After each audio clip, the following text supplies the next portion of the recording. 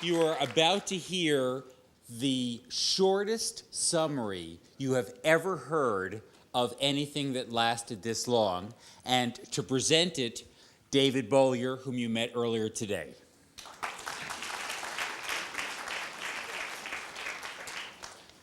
This is a little bit of, first of all, thank you all for hanging in here this long day. I know we're all pretty tired, but so this is a little bit of an act of hubris, but we thought that we needed a little bit of a provisional capstone for what we've all seen. And I know that when Laurie, Racine, and I first brought this idea to the Lear Center, that we had a little idea that we were stepping into such a churning, swirling cauldron of ideas.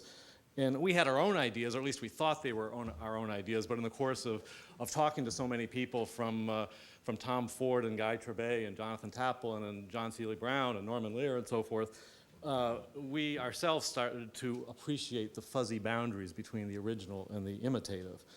That said, let me leave you with three provisional ideas of what I think we've heard today. This is a very on-the-fly interpretation. One is, the ecology of creativity matters at least as much as the individual creativity. The market structure, the scope of the intellectual property protections, how large is the Creative Commons available for use. Well, all of these will influence how robust or anemic the flow of creativity will be.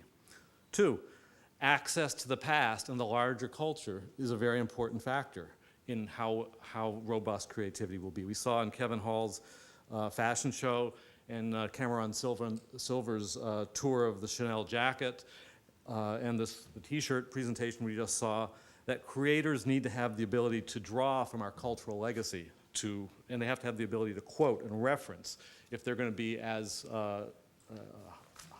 creative as they can be in the future. And finally, I would suggest that reinvention is a core element of creativity. We saw that with the Millicent Rogers dresses that obviously influenced Kevin Hall.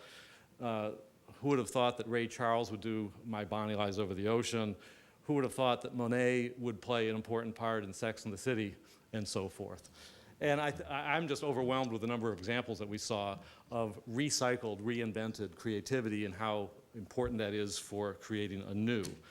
So with that, let us send you off with these ideas, and we invite you to remix what you've heard today and spread it out further, because I think we've laid down a track. Let's remix it.